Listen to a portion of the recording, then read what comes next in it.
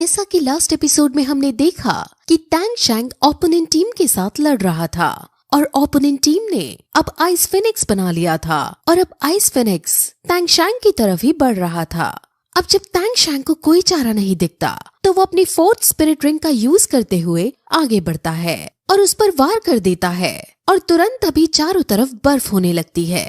किसी को कुछ पता नहीं लगता कि आखिर वहाँ क्या हुआ है, लेकिन तभी कुछ देर बाद बर्फ हटती है और हम टैंग शैंग को देखते हैं जो घायल अवस्था में खड़ा था और वहीं ओपोनेंट टीम बेहोश अवस्था में थी। ये देखकर सब बहुत शॉक हो जाते हैं और किसी को कुछ समझ नहीं आता कि आखिर ये हुआ कैसे। लेकिन टैंग शैंग अब बताता है कि वो आइस इम्यून भी है। वो घायल तो बस इसीलिए हुआ है क्योंकि आइस फिनिक्स ने मोमेंटम के साथ उस पर हमला किया था।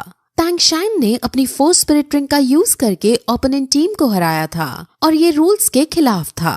कोई भी वॉरियर्स 30,000 साल से पुरानी सोल बीस्ट की पार यूज नहीं कर सकता था, लेकिन टैंग शैंग ने अभी ऐसा ही किया था। किसी को ये बात मालूम नहीं पड़ती और सब टैंग शैंग को विनर घोषित करने ही वाले होते हैं कि तभी वो होस्ट को रोक लेता है और यही रीजन बताकर कहता है कि ये मैच ड्रॉ होना चाहिए, जिस पर ओपोनेंट टीम भी एग्री करती है और ये मैच टाई घोषित कर दिया जाता है। अब श्रेक स्कूल ये मैच जीता नहीं होता, जिस वजह से सब काफी दुखी हो रहे होते हैं, लेकिन उन्हें क्वालिफाइंग सर्टिफिकेट तो मिल गया था, जिससे ऑस्कर और बाकी सब खुश हो जाते हैं। टैंग शैंग अपनी इस हार को अपनी गलती बताता है, लेकिन टीचर्स और बाकी सब उसे मोटिवेट करके आगे बढ़ने के लिए कहते हैं। अब फिर टैंग शैंग ग्रैंड मास्टर के पास जाता है और उन्हें ये बताता है कि एम्परर और मार्शल सोल के बीच कोई लड़ाई है। फिर उन्हें वो ये बताता है कि उन्हें अभी कुछ देर पहले बुलाया गया था। क्वालिफाई करने वाली टीम को एम्परर ने अपने सामने बुलाया था और उन सभी को कांग्रेट्स करते हुए उन्हें डिजर्विंग टाइटल देने लगता है। लेकिन मार्शल सोल हॉल का आदमी जिसका नाम सेलस है, उसको इस बात से आपत्ति होती है क्योंकि एम्परर उन्हें बहुत ज्यादा रिवॉर्ड्स दे रहा था। लेकिन एम्परर सेलस की बोलती बंद कर देता है और कहता है कि ये हमारा इंटरनल मैटर है और मार्शल सोल हॉल को इसके अंदर बोलने की कोई जरूरत नहीं। सेलस की बहुत बुरी बेइज्जती हो जाती है और वो फिर आगे आने वाले राउंड्स में मिलेनियम सोल बीस्ट को यूज करने की भी इजाजत दे देता है। यानी वो टैंग शैंग को मार्शल सोल हॉल एकेडमी के सामने लड़वाकर टैंग शैंग की जीत करवाना चाहता है। अब ग्रैंड मास्टर ये सब सुनकर शॉक होते हैं और वो फिर आगे बढ़ने लगते हैं, लेकिन तभी वहाँ अचानक वही लड़की आ जाती है जो टैंग शैंग को हराना चाहती थी। वो टैंग शैंग को बिना मार्शल सोल का यूज किए लड़ने की चुनौती देती है, जिस पर टैंग शैंग उसे ये कहकर आगे बढ़ने लगता है कि वो अवेलेबल नहीं है, जिस पर उस लड़की को गुस्सा आ जाता है और वो पीछे से टैंग शैंग को मारने दौड़ती है, लेकिन टैंग शैंग आसानी से उससे बच जाता है। उस बेचारी लड़की की बेइज्जती होकर रह जाती है और जीवू और बाकी सब फिर वहाँ से चले जाते हैं और इस लड़की को भी समझ आ जाता है कि वो इस तरह से टैंग शैंग को नहीं हरा पाएगी। उनका स्कूल भी क्वालिफाई कर गया था और अभी भी उनके पास एक चांस था जिसमें वो टैंग शैंग के सामने लड़ सकते हैं और उन्हें हरा सकते हैं। जियाओ फैंग भी फिर वहाँ आकर लड़की को संभालते हुए कहता है कि वो भी आगे के मैचेस में श्रेक स्कूल की धज्जियां उड़ाकर रख देगा। अब फिर हम श्रेक स्कूल को देखते हैं जो एक रूम में बैठा हुआ था और तभी वहाँ टैंग शैंग आता है जो ग्रैंड मास्टर से ये कहता है कि वो अकेले में जाकर ट्रेन करेगा। उनका मैच अब 1 महीने बाद है और इन सभी को ट्रेनिंग की जरूरत है, जिस वजह से ग्रैंड मास्टर टैंग शैंग को अकेले में कहीं जाने का कह देता है और खुद बाकी बच्चों को ट्रेन करने की जिम्मेदारी लेता है। अब अकेले में जाकर टैंग शैंग अपने आप को कोसने लगता है क्योंकि उसकी वजह से वो मैच ड्रॉ हुआ था और उसने पूरी टीम को हरवा दिया था। अब वो ये सोचने लगता है कि आखिर उसके पास 4 स्पिरिट रिंग और आइस और फायर हर्ब्स के अलावा है क्या। ये दोनों ही मैचेस में यूज करना मना था और अब टैंग शैंग परेशान होने लगता है कि आखिर वो अब आगे करेगा क्या, क्योंकि उसके दोनों मेन हथियार तो बैन कर रखे हैं। लेकिन फिर वो अपने अंदर की और भी टैलेंट देखने लगता है और वो पॉइजन को यूज करने का डिसाइड करता है, लेकिन सिर्फ पॉइजन के दम पर मैच में उतरना उसे सही नहीं लगता। उसके पास अब एक ही चीज बची थी जो कि उसकी हैमर मार्शल सोल थी। वो हैमर मार्शल सोल को कल्टीवेट करने का मन बनाने लगता है। वहीं दूसरी तरफ हम पॉइजन मास्टर को देखते हैं जिसके सामने एक आदमी आकर खड़ा हो जाता है और उसे देखकर ऐसा लगता है मानो वो पॉइजन मास्टर का जानी दुश्मन हो। वो अब पॉइजन मास्टर से बात करने लगता है, जहाँ से हमें पता चलता है कि 10 साल पहले इस आदमी ने पॉइजन मास्टर को मारने की कोशिश की थी, लेकिन तब वो जिंदा बच गए थे और अब पॉइजन मास्टर यहाँ इससे बदला लेना चाहते हैं। इस आदमी का नाम जू हुआ है और 10 साल पहले पॉइजन मास्टर की जान प्रिंस जू की पेट्रोलिंग टीम के आने से बच गई थी और अब 10 साल बाद ये दोनों फिर से आमने सामने हुए हैं और अब पॉइजन मास्टर अपना बदला लेना चाहता है। अब उन दोनों में फाइट शुरू होती है और पॉइजन मास्टर इस फाइट में कमजोर पड़ने लगते हैं, लेकिन तभी उन्हें तैंगशैंग के दिए हुए सीक्रेट वेपन की याद आती है जो उसने खास पॉइजन मास्टर के लिए बनाया था। वहीं दूसरी तरफ हम तैंगशैंग को देखते हैं जो अभी भी ये सोच रहा होता है कि उसके पास क्या क्या है जो वो यूज कर सकता है। वहीं पॉइजन मास्टर तैंगशैंग के हिडन वेपन को यूज करके उस आदमी को घायल कर देता है। अब फिर वो मन ही मन तैंगशैंग के बारे में सोचने लगता है क्योंकि आज उसी की वजह से वो उसे हरा पाया था।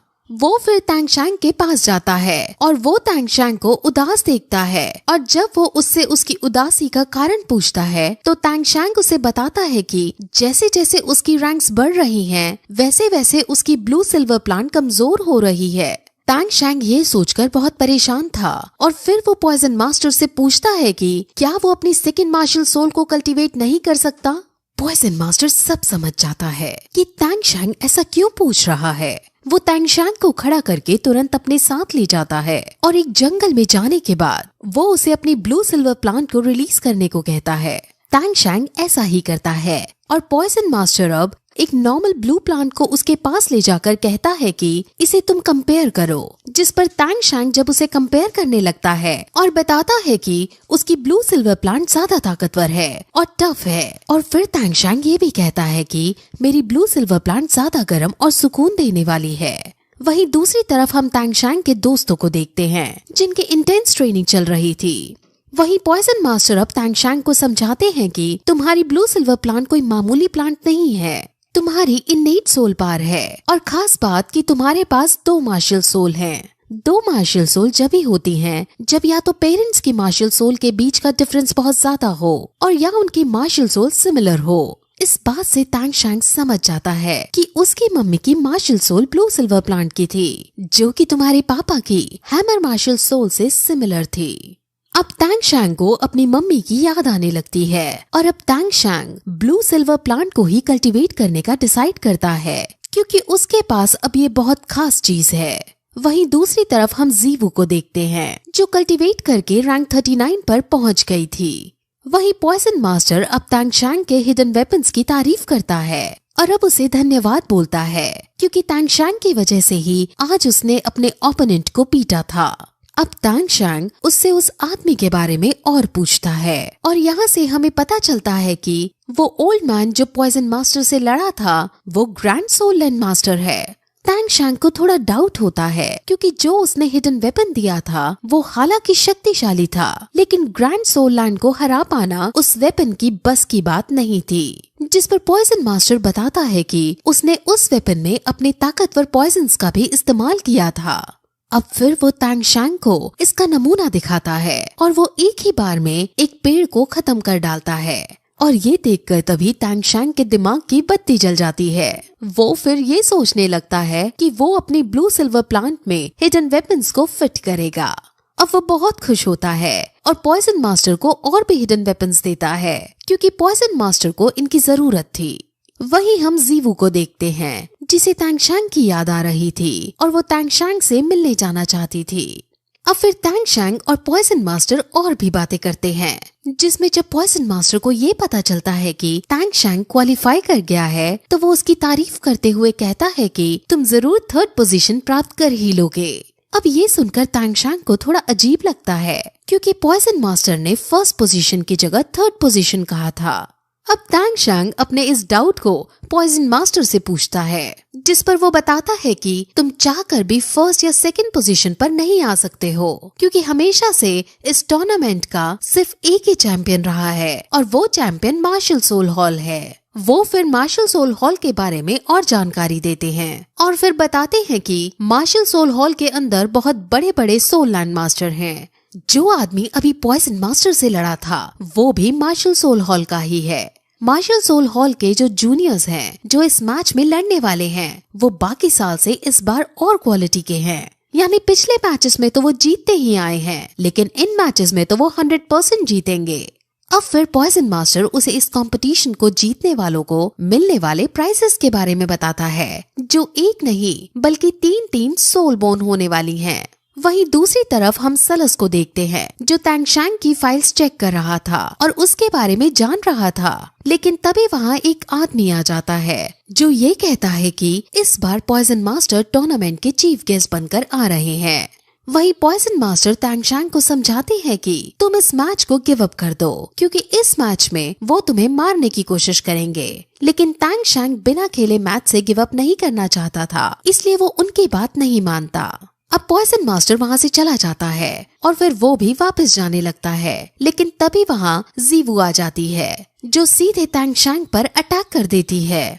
वो फिर से तैंगशैंग के साथ फाइट करना चाहती थी और तैंगशैंग उसकी इस ख्वाहिश को पूरा कर देता है, लेकिन इस फाइट के दौरान वो दोनों काफी करीब आ जाते हैं और वो दोनों रोमांटिक बातें करने लगते हैं। लेकिन तभी उन्हें एक बिजली की आवाज सुनाई देती है जो श्रेक स्कूल की तरफ से आई थी। वो तुरंत वहाँ जाकर देखते हैं और वहाँ अर्लोंग को देखते हैं जो बच्चों की काफी इंटेंस ट्रेनिंग करा रही थी और इसी ट्रेनिंग से ये बिजली निकली थी। सारे बच्चे काफी दुखी थे, लेकिन अर्लोंग थी भी इतनी स्ट्रिक्ट कि बच्चे कुछ नहीं कर पा रहे थे। अब जीवू और तैंगशैंग अपने साथियों से मिलते हैं और उनका टास्क 3 राउंड लगाने का था, लेकिन इन राउंड्स के बीच अर्लोंग इनके बीच अड़चन पैदा करेगी। अब तैंगशैंग अपने साथियों के साथ मिलकर राउंड्स लगाने लगता है और अर्लोंग तैंगशैंग को अपनी पार का यूज करते हुए रोकने की कोशिश करती है, लेकिन अब सभी बच्चे मिलकर तैंगशैंग की सहायता से अर्लोंग से बचते हुए राउंड्स कंप्लीट करने लगते हैं। अर्लोंग जब ये देखती है कि बच्चे राउंड्स कंप्लीट कर लेंगे तो वो उन पर अपनी स्पिरिट रिंग से हमला करने लगती है और अब सारे बच्चे अर्लोंग से फाइट करते हैं। अर्लोंग बहुत ज्यादा शक्तिशाली थी और वो इतनी शक्तिशाली थी कि तैंगशैंग और बाकी सब बच्चे मिलकर भी उसे नहीं हरा पा रहे थे। लेकिन अब तैंगशैंग अपने फुल पोटेंशियल में आ जाता है और वो अर्लोंग को ब्लू सिल्वर केज में फंसाता है और फिर उन पर हैमर से अटैक कर देता है और अब अर्लोंग हार जाती है। ये देखकर सब बहुत ज्यादा शॉक होते हैं। तैंगशैंग ने जिस पावर को अभी यूज किया था उसका नाम ब्लू सिल्वर स्पाइक फॉर्मेशन है और ये ब्लू सिल्वर केज का म्यूटेट वर्जन है। ये पावर तैंगशैंग को जीवू की मदद से मिली थी और सब ये देखकर काफी खुश होते हैं। अब अर्लोंग गुस्सा करते हुए उतरती है और वो अपनी हार को एक्सेप्ट नहीं कर रही थी, लेकिन ग्रैंड मास्टर उसे प्यार से समझाते हैं कि तुम अब हार चुकी हो। अब अगले दिन वो सब इंपीरियल हंटिंग ग्राउंड के अंदर जाते हैं और वहाँ की सुंदरता को देखकर वो सब बहुत ज्यादा चौंक जाते हैं। वहाँ मैनेजमेंट की तरफ से श्रेक स्कूल का काफी सम्मान किया जाता है क्योंकि श्रेक स्कूल क्वालिफाई कर गया था। श्रेक स्कूल के लिए वो खुद कैंपस लगाते हैं और सब बच्चे इन कैंपस में जाकर बहुत खुश होते हैं। अब फिर वहाँ अंकल निंग और प्रिंस ज्यू भी आते हैं जो तैंगशैंग से मिलना चाहते थे।